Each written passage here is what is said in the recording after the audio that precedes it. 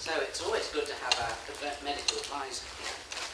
And what he's going to do is talk about, well, he's going to give us an update talk on hereditary disease of the pancreas.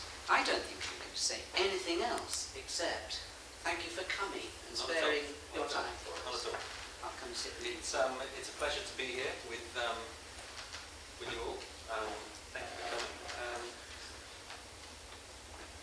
What I suggested we did was have an update on genetic disease of the pancreas. And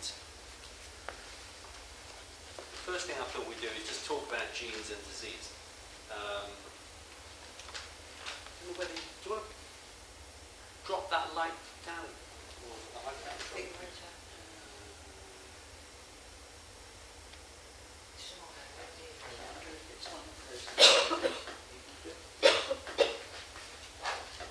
Biggest one of those.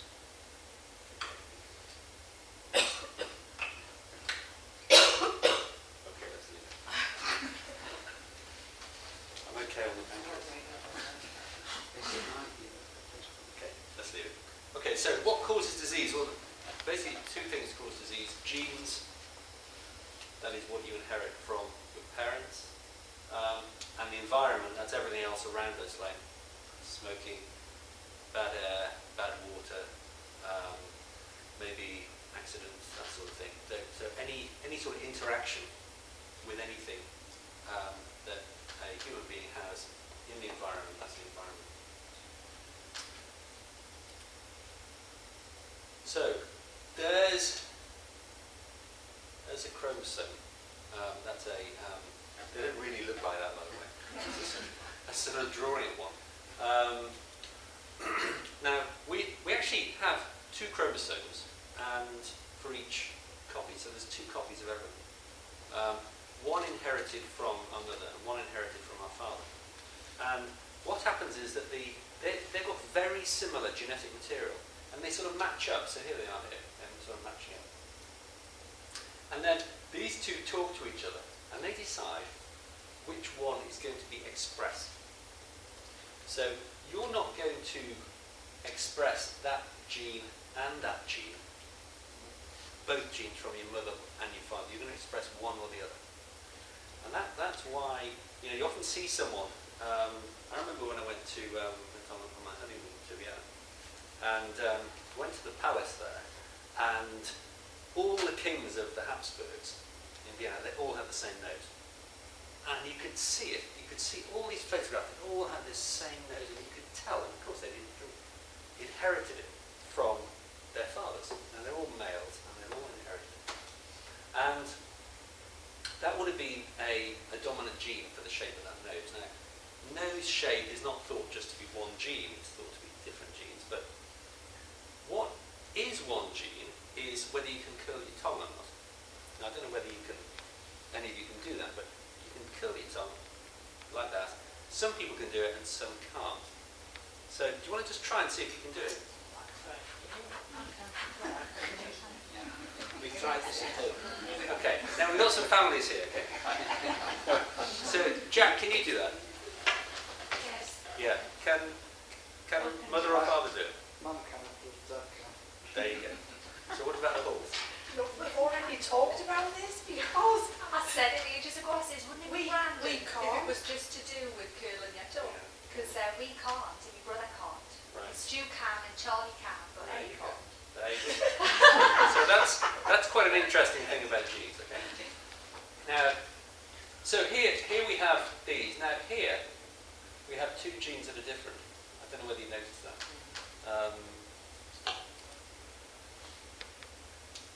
There's a problem with this one in that it doesn't match that one. Not only is it different, come down from the mother, but there's a problem with it. Okay, and that gene might not be overridden by that one because it's got a mutation in it. And this is how genetic diseases work.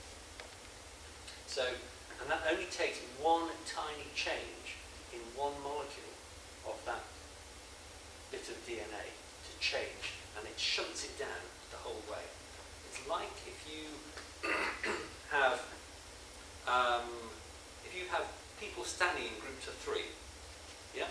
Let's say we had people made up of families of 3, all standing on like a platform, and they were in groups of 3. And then you inserted one person into that group, and then you put them together again. Yeah. You'd have them all mixed up totally, just because you inserted one person in one position on that row. And that's exactly the same as what happens if you get a change in protein in the DNA in just one position, called a nucleotide. That's a little bit of DNA, and that changes the makeup of the whole protein from then on. And that's a major problem for some diseases. So what causes disease? Well, lifestyle or stress, that can cause disease. Various different types of lifestyle are caused. How do genes cause disease then? Well, as I was saying, you get a mutation, and that causes a protein change. That can be a very tiny change in a protein, which can cause disease. Or you get a mutation which causes a protein change, which doesn't necessarily cause a disease itself, but it sits there and it's looking awkward, and it affects other proteins and making the disease more likely. Okay? You can interrupt me, by the way, if you want to ask any questions. So let's talk about the pancreas. There are 2 main diseases of the pancreas: pancreatitis and pancreatic cancer. Let's talk a bit about pancreatitis. There are 2 main causes of pancreatitis. One is gallstones, and the other is alcohol.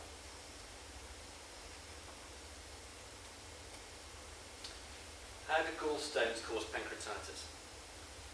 A gallstone passes down the bile duct out of the gallbladder, and it blocks the duct of the pancreas, because, some of you will know this, the duct of the bile duct and pancreas just join just before they join the bowel in the duodenum. That causes blockage of that, and this results in bile damage to the pancreas, because bile can then, instead of passing out in the duodenum, it can then pass up the pancreas. How does alcohol damage the pancreas? Well, two areas. Firstly, direct toxic effect on the pancreatic cells leads to inflammation. Now, we don't know for certain why it is that the pancreas gets damaged by alcohol so easily, and other organs don't necessarily get damaged. Well, other organs do get damaged, of course, but not in the same way as the pancreas and the liver. If you have recurrent insults with alcohol, then the inflammation then leads to necrosis, which is cell death, or death of large pieces of tissue, scarring, hemorrhage or bleeding, and atrophy. That's where you get sort of shrinkage of tissue, and that's chronic pancreatitis with the scarring, and then you get the stone formation and the cyst formation. Okay, let's talk about acute pancreatitis. I'm just going through this just to remind you all about different types of pancreatitis, because when we start talking about genetic pancreatitis in a minute, then you'll understand some of the terms that I'm going to use. Acute pancreatitis is acute inflammation of the pancreas. Many of you know it results in severe pain, and if very severe, you can get infection, you can get organ failure, and you can even get death. Chronic pancreatitis is scarring of the pancreas resulting in flare-ups of pain, sometimes continuous pain, diabetes, and malabsorption, that the enzymes aren't getting into the bowel, so the patient loses weight. So, can acute pancreatitis progress to chronic pancreatitis? Well, it can. It doesn't happen very frequently unless there's a continued insult. And alcohol is the most common continued insult that we see with acute pancreatitis leading to chronic pancreatitis. We don't tend to get this with gallstones because we tend to take the gallbladder out and the patient doesn't tend to get recurrent attacks. But the other way of getting recurrent attacks is a gene mutation. So if you have a genetic problem in your pancreas, then it's going to continue causing the problem, and acute pancreatitis can lead to chronic pancreatitis.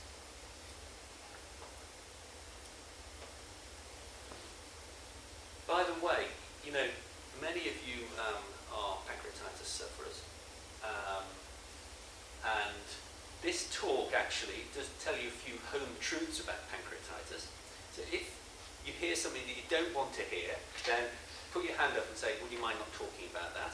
Or you can go and have a cup of tea, or whatever. So, you know, there's obviously, you know, there's quite a few things that I'm going to say that some people may not want to hear, I don't know. So let's talk about the functions of the pancreas, okay? Firstly, enzymes, which go into the bowel to digest the food, and they're very powerful. They're a bit like fairy liquid. You know how fairy liquid washes the food off the plates? Well, the enzyme sort of breaks down the food into smaller pieces. And we're also producing hormones which are secreted into the bloodstream, and the most important of these is insulin, which regulates blood sugar levels. And there are also quite a lot of other hormones which are less important. So what happens when the pancreas malfunctions? Firstly, if we don't have any enzymes, we get weight loss and diarrhea. That's usually what happens. Now you can get a lot of other problems, but these are the two main symptoms. And then if the insulin's not working properly, we get diabetes. So what genetic diseases of the pancreas are there? Well, cystic fibrosis is probably the commonest genetic disease of the pancreas, actually. And it's caused by having a carrier of the disease coming down on both sides of the family. The genetic defects within the gene are all what we call recessive. That means that the normal genetic DNA wipes out the mutation. It doesn't allow it to express itself. Do you understand? Because you have the mother's side, let's say the cystic fibrosis comes down on the father's side, the mother's side will wipe it out. It always happens with cystic fibrosis. Now, most mutations actually are of the recessive type. They don't have the ability to be expressed. So actually, a lot of people carry mutations that never get expressed. And that's good. Hereditary pancreatitis is a bit of an exception. Now, some of you have had experience of that disease. Hereditary pancreatitis is an autosomal dominant mutation. That means that it's dominant. That means if it occurs, it doesn't have to be, it can't be wiped out by the normal gene on the other chromosome. So it can express itself. And that's very important. That means that it's very easy to be passed on in generations. And it usually is passed on. So for instance, if we had one person who inherited that mutation from their father, for instance, they'd have it on one chromosome, but not on the other. And then the next generation would have a 50% chance of inheriting one side or the other. We'll talk a bit more about that in a minute. Familial pancreatic cancer is a very rare condition which is present in some families, becoming more easily recognized because you probably know people are beginning to be more interested in what their relatives have died of. And people are suddenly, one generation, someone died of pancreatic cancer, and they suddenly realise that they had someone a couple of generations earlier who died of pancreatic cancer. And so, beginning to become much better known. The only problem with this, for us, is that patients die very quickly with pancreatic cancer. So we still haven't found the genetic defect in this condition. And that's something hopefully is going to be rectified in the next few years. A lot of teams working on it. And I was in Chicago last week at the American Pancreatic Association meeting, and all the leading researchers in this field were there at the meeting, but I can tell you now that we're still some way from sort of getting there, but hopefully within the next few years. The other thing we have is predisposition syndromes. That is, it's having a gene which predisposes you to a condition but doesn't actually cause it. And it may be that you've got a gene which predisposes you to have pancreatitis or pancreatic cancer, but you need another gene to help you to get the disease. And that's quite common. And so it's difficult for us to work out the true inheritance of those, because there are other genes sort of interacting with the main gene for those syndromes. And then there are also other rare diseases occurring. Now, can I just ask now, does anyone else want me to talk about any other genetic diseases of the pancreas tonight? Can I ask, my mum died of pancreatic cancer. Yeah. Would that be the reason why I had gallstones which caused the pancreatitis? Probably not, to be honest. There's no known link between pancreatic cancer and gallstones, as far as we know. But quite often we do find links in the future that we didn't know about, because people like you come forward and sort of say, oh, by the way, this is what's happened. And then someone else says, oh, yes, I've had that in my family as well. And this is the only way we find out about things. Isn't it? Excuse me. My mother had gallstones, which is what caused my problem. Yeah. And she also died from angina and a heart attack. So can you get two conditions that come through at the same time? Well, you can. Heart disease is one of these things that is multifactorial. Unless you're getting males dying of heart disease at a young age in the family. And gallstones is partly hereditary as well. It's sort of one of those factors, gallstones caused by cholesterol, heart disease caused by cholesterol. So, keep off the cheese.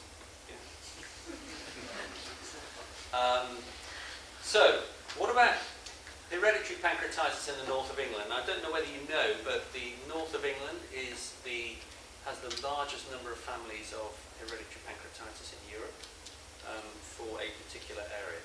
Okay. So I've got the biggest number of patients of hereditary pancreatitis of any doctor in Europe. Okay. And that's good for our patients, because it means that, because I'm quite involved with the disease, it means I make sure that I obviously stay up to date, and a lot of research projects get done on our patients through the Europac study, and I'll talk about Europac. But the original publication was from Dr. Sibbert in 1978, who looked at, this was before any genetic analysis was done. He just looked at the families and wrote this publication in 1978. Okay, I'll tell you a bit about the Freeman Hospital. That's Newcastle. And we take patients from 17 other hospitals. So here they all are. There's Middlesbrough, Darlington, Whitehaven, Carlisle, etc., etc. And quite a few hospitals around the sort of Tyne and Weir area. These are the main. This is actually the cationic trypsinogen gene. There's another drawing of a chromosome there. It's chromosome 7. That's where the gene for cationic trypsinogen is, and that's the main culprit in hereditary pancreatitis. And these are the 3 main mutations that we deal with. And in fact, almost all my patients have had one or other of those 2 mutations. So this genetic abnormality was identified by Dr. Whitcomb, who works in Pittsburgh. I saw him last week. and he described this in 1996. And what happens? Well, trypsin it's a very important enzyme. It actually divides proteins at a certain place.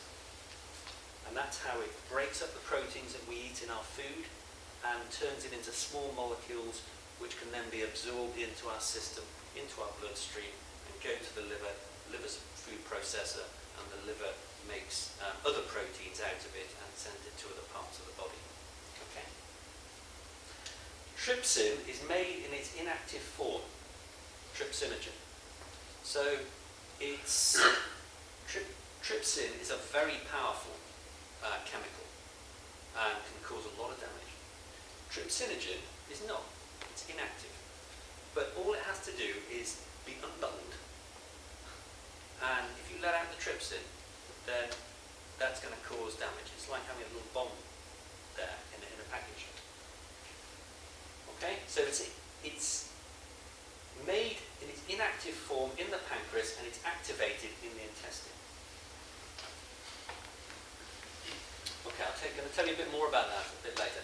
So we analysed, thanks to some of you, we analysed some of the genes of our patients, and we produced two pretty major publications, one in the Lancet, which is a major journal, and the other in the British Journal of Surgery. And we were able to demonstrate here that some people with chronic pancreatitis who don't have any family history do actually carry mutations of this gene, which is very interesting. We were the first people to identify that. And then we also looked at all the mutations of the cationic trypsinogen gene in all our patients, looking at how many patients had this mutation, how many patients had that mutation. That was published in 2000. And this is some of the data that we looked at. Basically, if you've got at least 2 relatives with confirmed pancreatitis, the chances are almost 100% that you're going to carry one of these mutations. Whereas if you're a bit further down here, if you've got a family history of chronic abdominal pain or diabetes, but no definite family history of pancreatitis, you've only got an 8% chance.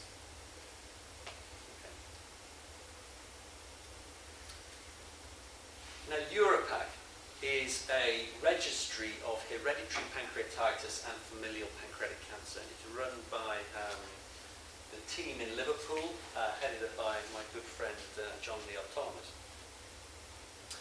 And it takes, or the registry accepts patients from all over Europe.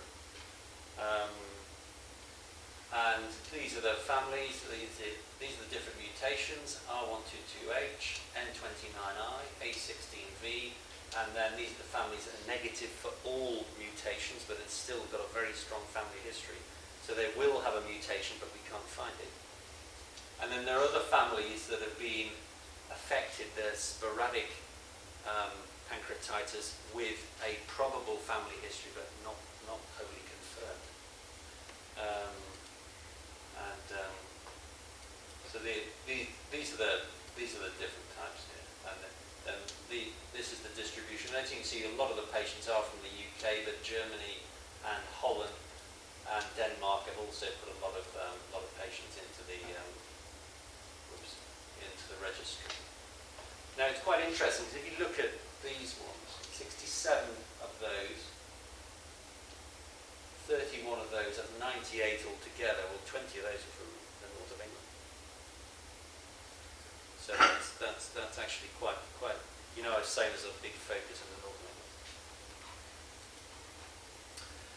So I thought you'd like to see how does pancreatitis actually happen.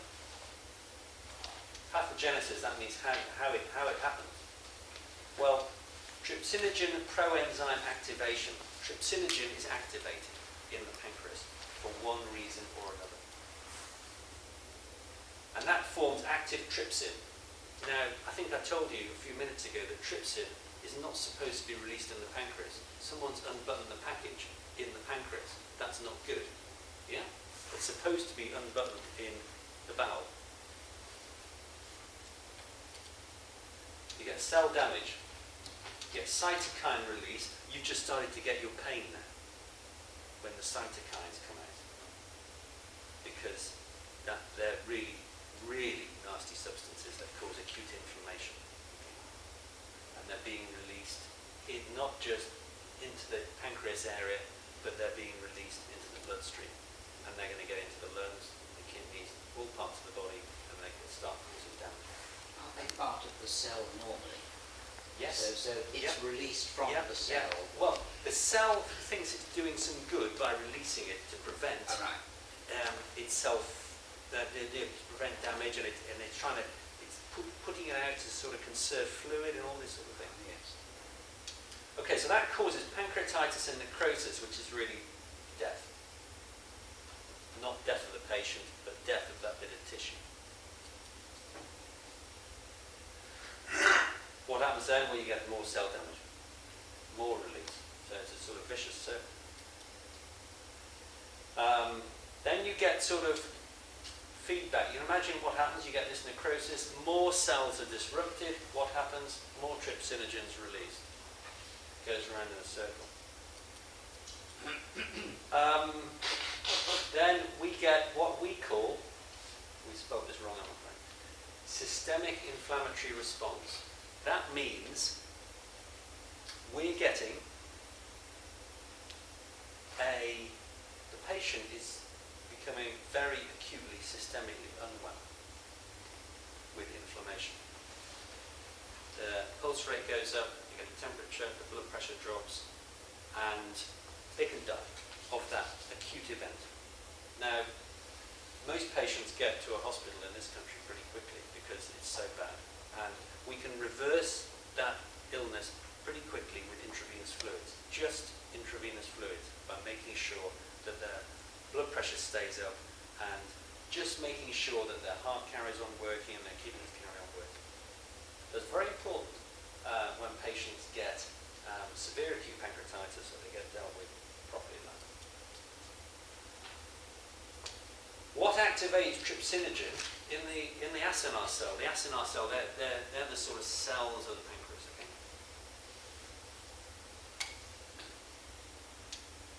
It's a trigger caused by calcium release. Okay? That's the problem.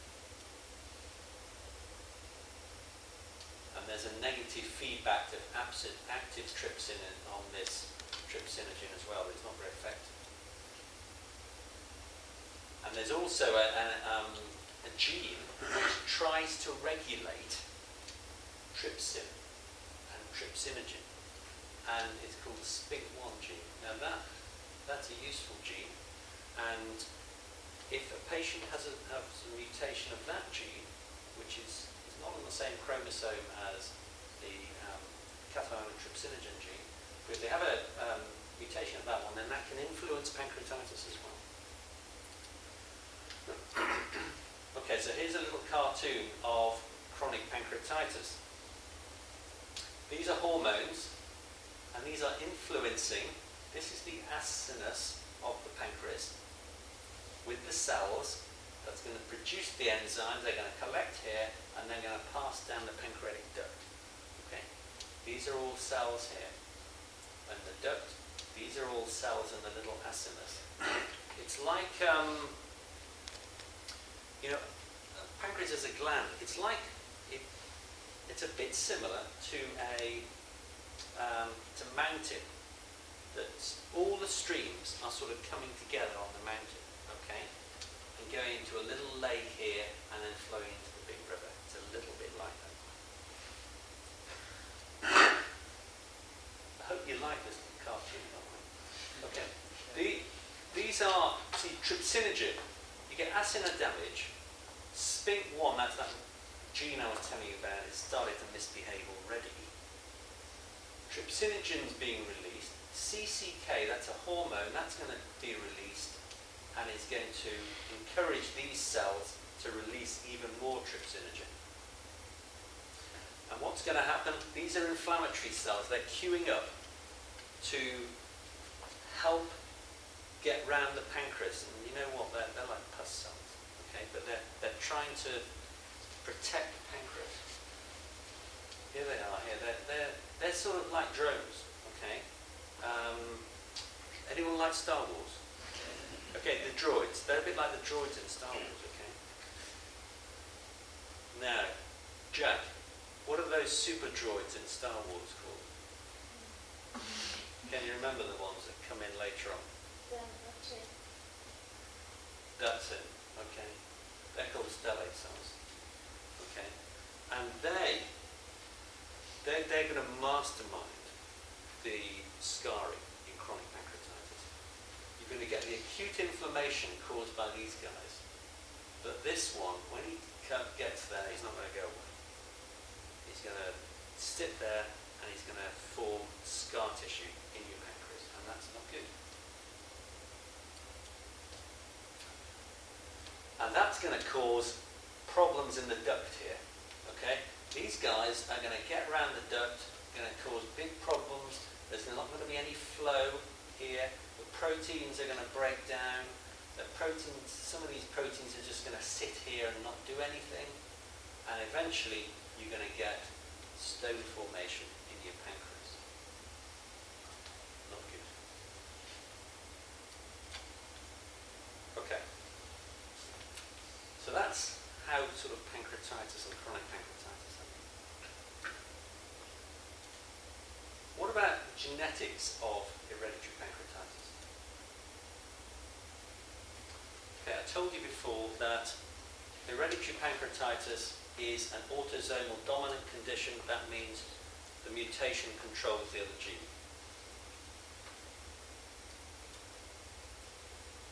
We also have, do you remember I said there are other conditions which are not clear-cut inheritance.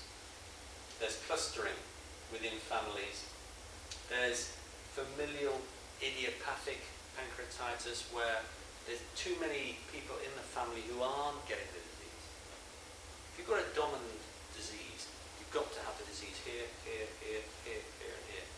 If you just have it here and here, then it's not a dominant disease, but that's why I said there may be another gene which is stopping it being expressed, okay? And so it becomes low penetrance, possibly recessive. But recessive is a different type of inheritance. So we end up with a condition called familial idiopathic pancreatitis. That means it's the doctor's way of saying we don't know what causes it. And idiopathic chronic pancreatitis. And then there's alcohol-related chronic pancreatitis. Okay. If you go down the quayside in Newcastle or down Osborne Road now, you'll see quite a few people who are, in the words of my old pharmacology professor who had a West Country accent, he used to say, stoned out of their tiny minds. And there they are, they're vomiting on the pavement. I'm sure you've seen that. It's disgusting. Now, they're very ill, okay, but the hospitals aren't stacked full of them the following day. We get one or two, but it's not stacked full of them. So most of those people are not getting pancreatitis or hepatitis from their alcohol. But we do get the occasional one who does. Now, that's a bit rough on that individual. Maybe it would be more helpful if a few more of them got it. But they don't. And so, what we think is that there's some genetic influence that people who are getting alcoholic pancreatitis are more susceptible for some genetic reason than other people.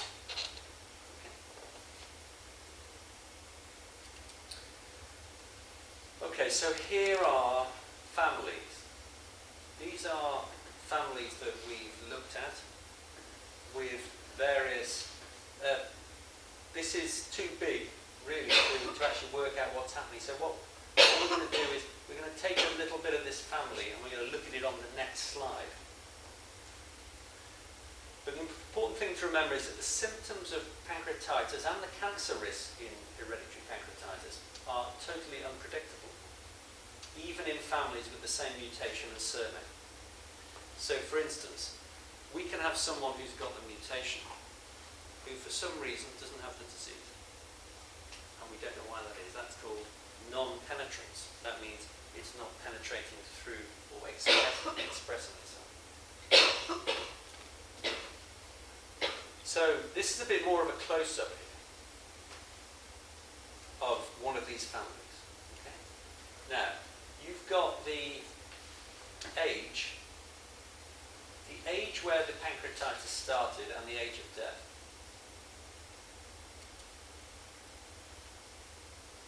And there are patients with pancreatitis and early diabetes.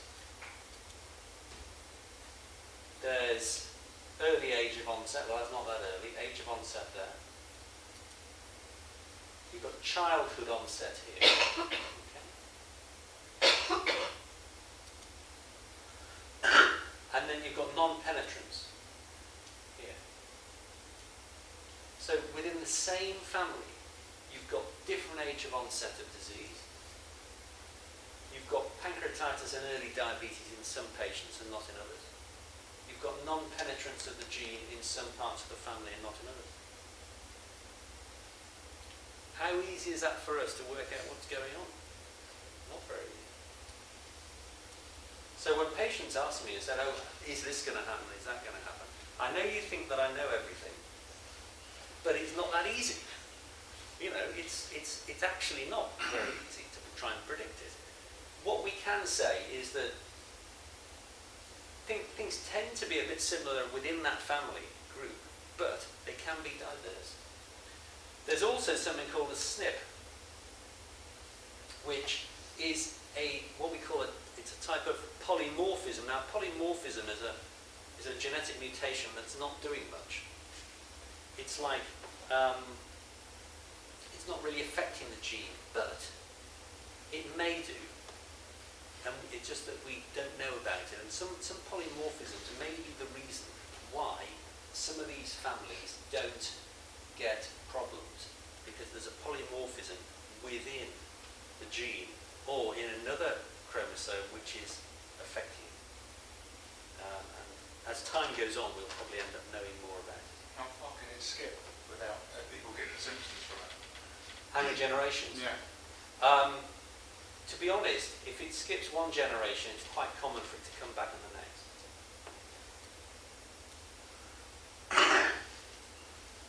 Well, there are also other mutations within the cationic trypsinogen gene. The code for that gene is PRSS1. So there are all sorts of other, and this is all since 1996, the number of mutations that we've found. So we've got families with all of those mutations.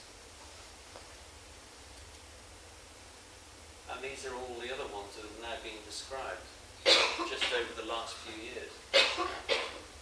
There they all are. Absolutely latent. What we don't know is why those other mutations cause pancreatitis, but we do know why this one does.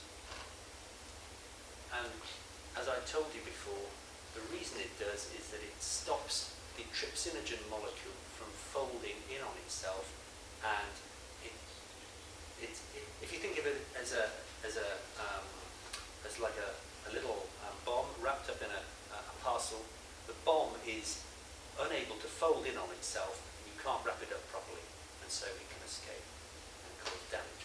And what happens is that the trypsinogen escapes in the pancreas and it can't be deactivated. And so it carries on causing damage within the pancreas even before it gets into the bowel.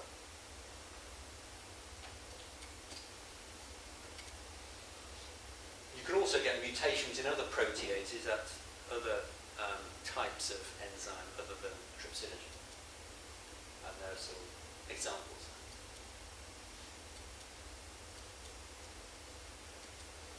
There are also other mutations of other proteases. This is also interesting. You know, I was telling you about SPINK1 polymorphism. If you have SPINK1, then it's thought to affect alcoholic pancreatitis as well. So what's happening is over the last 10 years we've sort of gradually been working out how patients get pancreatitis from a genetic point of view. And all this research here has been worked out really over the last 10 years. You know, this is one from the Liverpool group, and I was one of the authors on that paper there. Heiko Witt is a friend of mine from Berlin who's done quite a lot of work on that as well.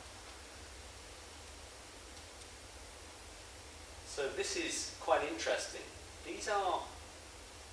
This is now TNF-alpha. You know, I was talking about cytokines. These are the really toxic things that are produced by the cells.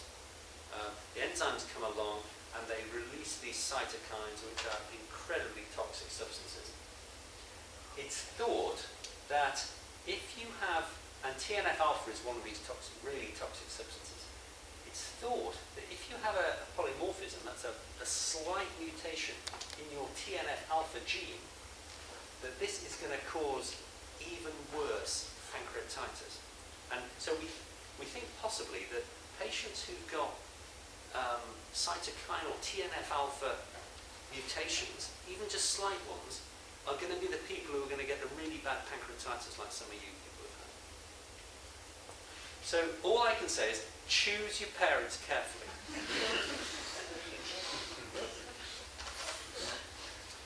All right. Now, we've actually talked quite a lot about genes. I hope you've managed to understand it all right, because it can be a bit complex. It's a good job it's not a geneticist giving you this talk. I thought what we talk about now is actually clinical aspects of hereditary pancreatitis. We'll talk about pancreatitis, we'll talk about the relatives, people in the family, and we'll talk about the risk of cancer. Okay, so age of onset of pancreatitis. This is all data from our Europac study.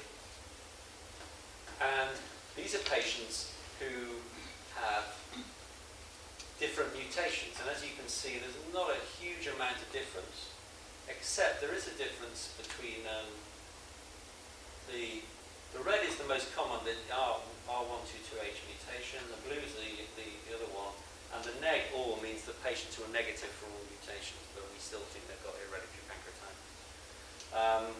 And there is a difference between age of onset, as you can see. Now, I'll just sort of explain some of these graphs, because I'm going to be showing you some of these data graphs. We've got age along here, okay? And we've got cumulative incidence. So, for instance, that says 100%. I should have done this in a different way. That says 100%. So, 100% of these patients have developed pancreatitis by the age of 70.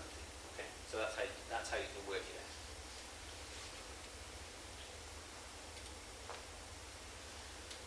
So, a slightly earlier onset with the R122H mutation. So what about endocrine and exocrine failure? Now, endocrine failure means diabetes. Exocrine failure means needing creon. That's what we call exocrine failure. Now, in actual fact, we tend to start people on creon before they need it.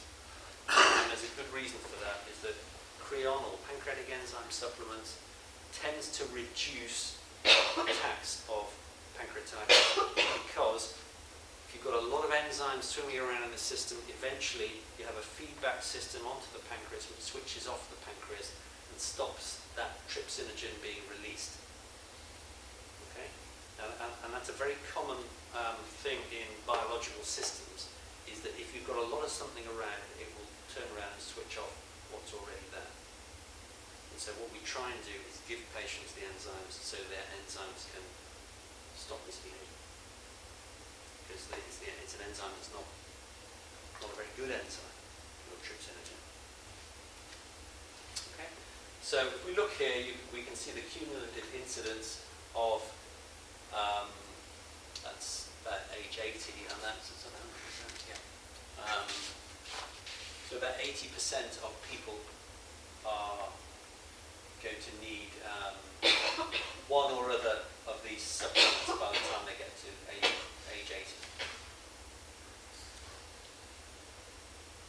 So by the age of 50, 50% of hereditary pancreatitis patients develop either exocrine or endocrine failure. So remember, exocrine is needing a creon, endocrine is needing insulin.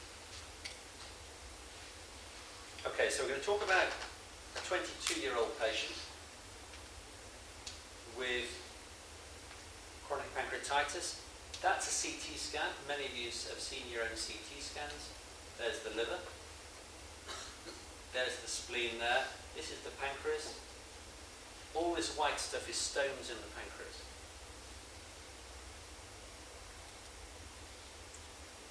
These are the stones that we removed when we did the operation. As you can see, they're actually very hard stones. You know those shells that you get on the beach? They're a bit spiky. They're just like that, absolutely just like that. This is the operation. If you don't like photos of operations, and there aren't many of them, okay? So turn away now. What we've done here, we've opened up the duct of the pancreas, and here it is here. We've taken all the stones out, and we've taken out this area here.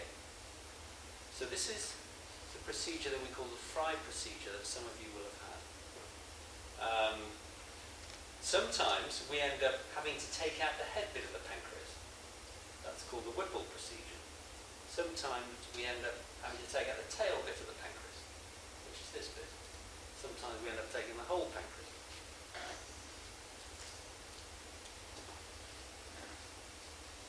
So, let's talk about how do we look after young patients with hereditary pancreatitis. And I think this is really important. We don't really change the management for young patients away from patients who have sporadic pancreatitis. So it's not different. So we do the operation that we do in a young person, whether they've got hereditary disease, is the same as if they haven't got hereditary disease. And that's important. But they're probably going to get progression of the disease at some stage. And it may be at some stage they're going to need to have the rest of their pancreas out. But I think the important thing is that we try and conserve the pancreas as much as we can to prevent diabetes. And the other thing is we don't want necessarily to remove the duodenum unless we absolutely have to. And sometimes we do have to. So what about the relatives? Now then, it's autosomal dominant.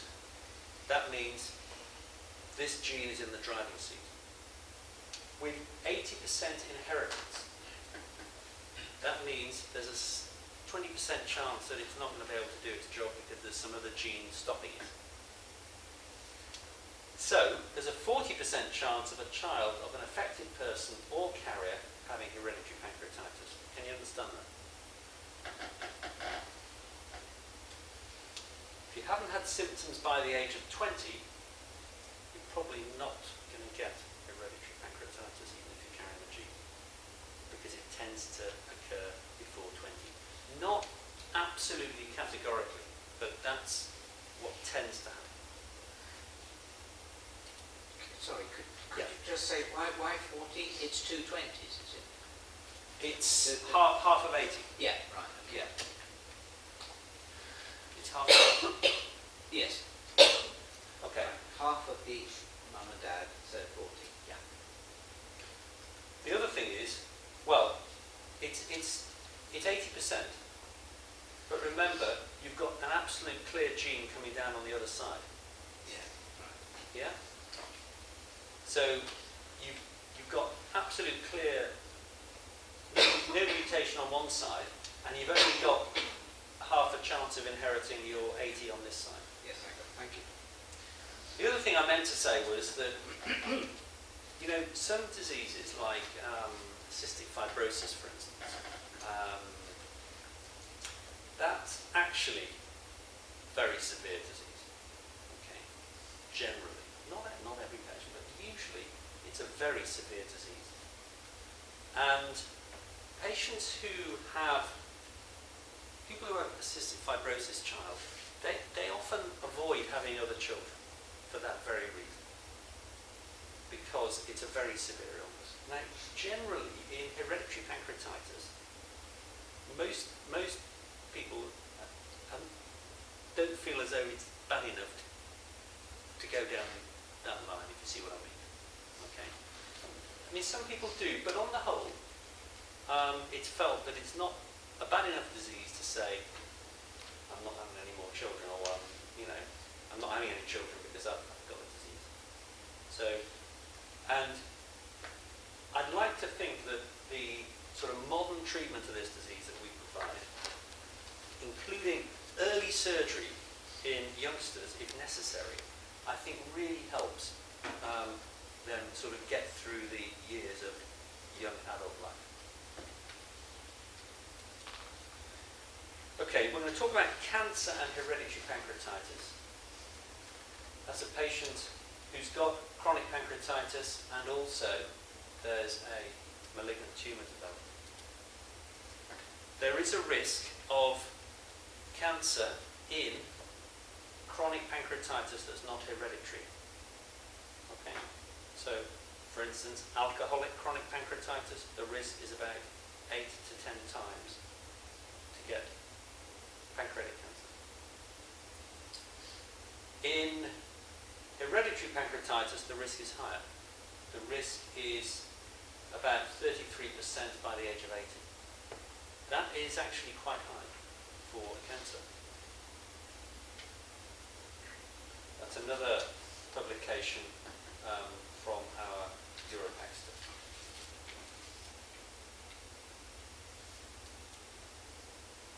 Okay, so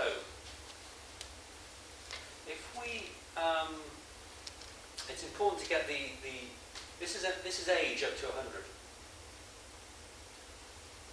and this is the percentage chance of developing cancer, but it only goes up to 2.5%. Okay, we're now talking about the general population here. Okay, breast cancer. So your risk of breast cancer, if you're a woman, is up to 2.5% at the age of 80. Bowel cancer, nearly 2%. Your risk of developing pancreatic cancer, which is this one, is less than 1% in the general population. I'm not talking about hereditary pancreatitis now, I'm talking about the general population. Okay, so this is the risk, the calculated survival. SEER is calculated survival from a disease. This is pancreatic cancer, sporadic pancreatic cancer. So once you get to 100, your chances of not having pancreatic cancer are about 98%. But if you have hereditary pancreatitis, your chances of not having pancreatic cancer are only 65%. And this is why we do a lot to look at patients with this disease. Okay? One other thing that's important for all of you to notice is that this doesn't start to move until about the age of 45 or 50. Okay? And that's very important. And then it does start to move down. And this is why, we have quite a lot of people who have hereditary pancreatitis and they're young and they want to have their whole pancreas out. And that's actually not a good thing to go through middle age without a pancreas on the whole. But once you get to the risky age, then that's something to think about.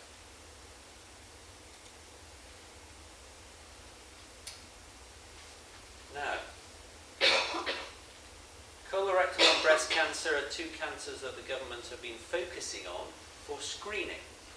As you know, some of you ladies will know that breast cancer screening has been going for about 10 or 15 years.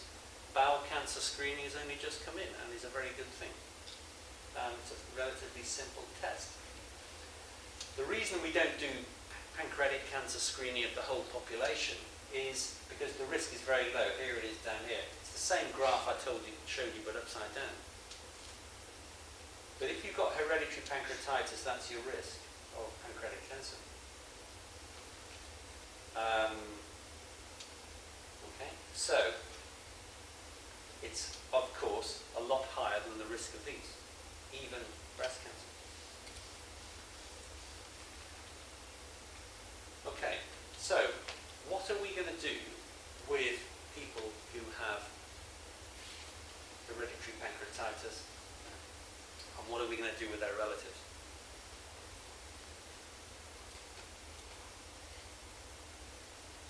Okay, I've shown you this already. Cumulative risk, 33%.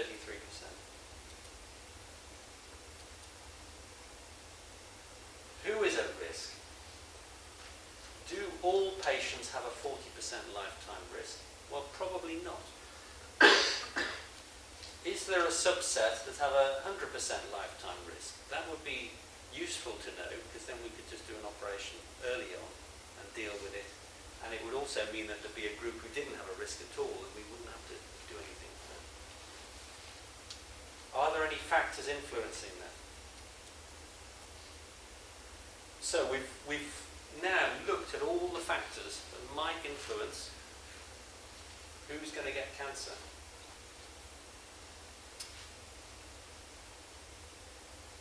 Mutation is not a factor. There's no difference between the different types of mutation. Male or female, again, doesn't make any difference. So you want to look at this p-value. The higher that is, the more similar the graphs are. Once this gets down to 0.05, that becomes statistically significant. Okay, so diabetes, there's a difference, as you can see.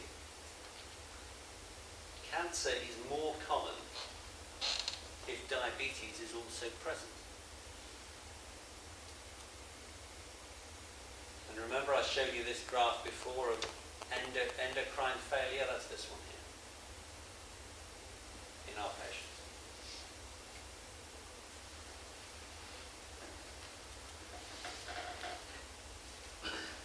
So the cancer risk is about 3 times higher in diabetics. We don't think that that's because anything to do with insulin or islet cells or the beta cells or anything like that.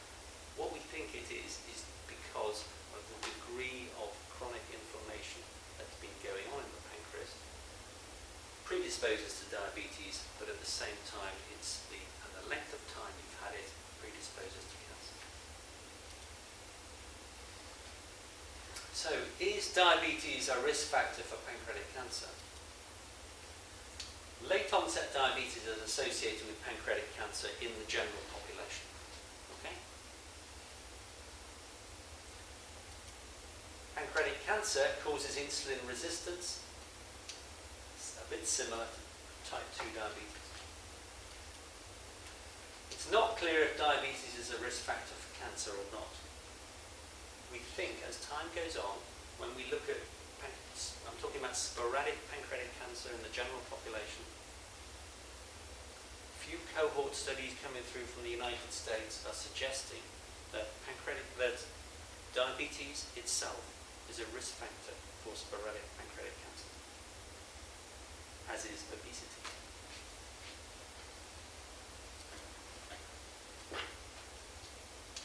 Hereditary pancreatitis, well, one of the reasons why we're interested in...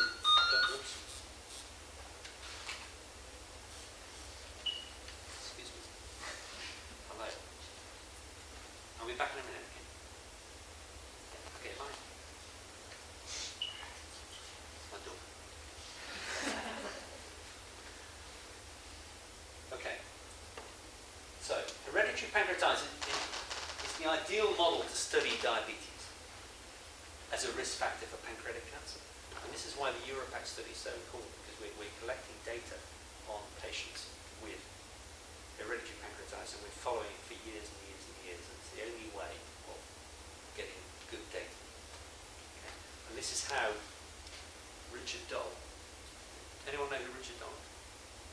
Richard Doll is the doctor, the British doctor who discovered the link between cigarette smoking and lung cancer and other diseases. And do you know how he did that?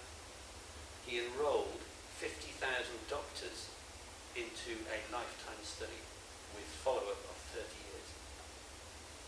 And then published data after 15 or 20 years showing that the mortality rate from certain diseases was increased. But he was only able to do that